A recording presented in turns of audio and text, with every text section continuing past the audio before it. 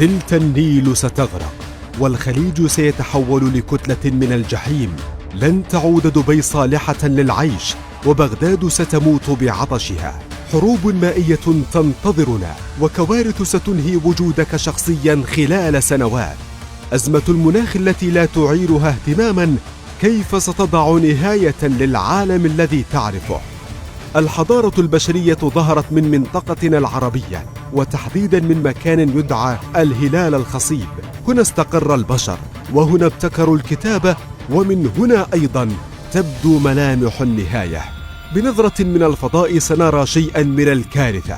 النقاط السوداء والرمادية هي مناطق توشك على التصحر. تقول وكالة ناسا إنها موجة الجفاف الأكثر قسوة منذ 1000 سنة على المنطقة العربية. لكن بنظرة من على الأرض سنشاهد الكارثة بالعين المجردة. انخفاض بمنسوب دجلة والفرات، وموجة جفاف تضرب المغرب وتؤدي لتراجع اقتصادي بمعدل 1.5%، وتصنيف للأردن كرابع أكثر بلدان العالم جفافاً. أما تونس والمغرب والجزائر وسوريا وليبيا وفلسطين والإمارات والبحرين والكويت وقطر فستدخل جميعها منطقة الفقر الماء الشديد في غضون 13 عاماً. عرفنا شيئاً مما يحدث، لكن كيف حدث يا ترى؟ هل سمعت بارتفاع درجة حرارة الأرض؟ سخونة لم يسبق لها مثيل منذ 800 ألف سنة، تعرف علمياً بالاحترار العالمي. المسألة ببساطة كالتالي: الأرض تمتص أشعة الشمس ثم تنفثها نحو الغلاف الجوي. في الحالة الطبيعية تخرج الحرارة الزائدة كما دخلت، لكن في حالتنا اليوم تنحبس هذه الحرارة بسبب ما يعرف بتأثير الصوبة الزجاجية، فغاز ثاني أكسيد الكربون يمنع الحرارة من الخروج. لكن من ينفث ثاني أكسيد الكربون؟ إنه الجان المعروف للجميع، نحن البشر. فباستخدامنا الوقود الأحفوري في السيارات والمصانع ومولدات الطاقة نطلق كميات هائلة منه. وهنا قد يتساءل الواحد منا: وما دخلي أنا بالاحترار العالمي؟ لن تكون هناك مشكلة لو ارتفعت درجة حرارة الأرض من 35 إلى 36.5. الحقيقة أنها مشكلة كبيرة وجدا، تصل حتى كوب الماء الذي تشربه. لا يهمك، لكنه يقتلك، وسيقتل كل شيء تقريبا. لو ذهبنا برحلة قصيرة إلى السماء مرة أخرى، هنا بين هذه الغيوم المتلبدة تجد مصنع المياه العذبة في العالم.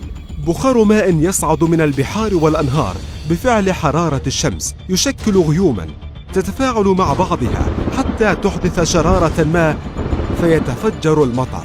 الأهم من المطر هو الثلج، من دونه لن تجري الأنهار كما نعرفها، فذوبانه من قمم الجبال هو ما يرفض أنهار دجلة والفرات بالمياه.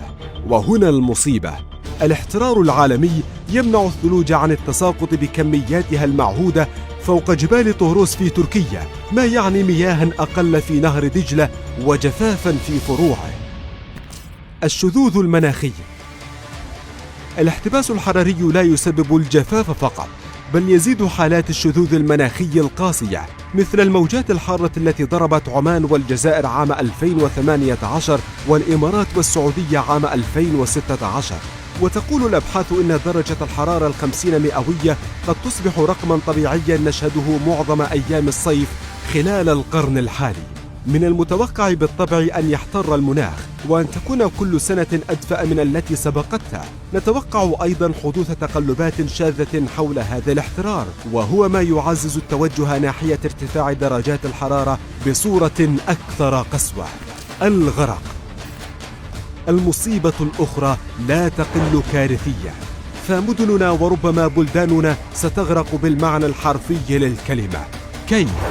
في العالم هناك قارات بأكملها عبارة عن ثلوج بكميات هائلة جدا، يؤدي ذوبانها المتسارع لارتفاع منسوب مياه المحيطات والبحار، وهو ما دفع العلماء للتنبؤ بأن دلتا مصر ستغمره المياه المالحة بعمق 20 إلى 40 كيلومترا، وأن مدينة الإسكندرية ستغرق تماما بحلول نهاية القرن.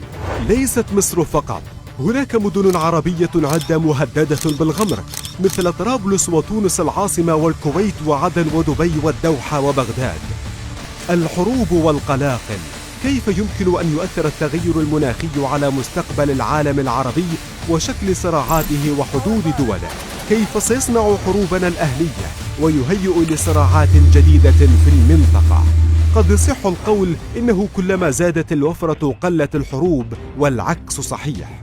لقد كان الخلاف على المياه في الخمسينيات أحد عوامل اندلاع حرب الأيام الستة عام 1967، عندما حاولت إسرائيل تحويل نهر الأردن إلى خط أنابيب يحمل المياه من بحيرة طبرية إلى صحراء النقب.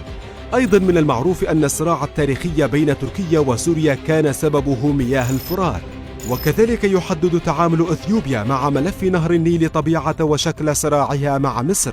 لا يسبب التدهور المناخي صراعات بين الدول فحسب، بل يتجاوز ذلك إلى قلاقل داخل الدول نفسها.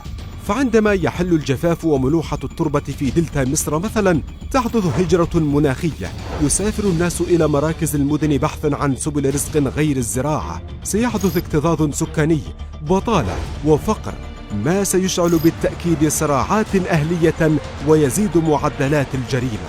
ودارفور السودانية خير مثال، فبحسب برنامج الأمم المتحدة للبيئة UNEP، تبين أن الفقر المائي وتصحر التربة كانت عوامل أساسية لنشوب الصراع الدامي فيها.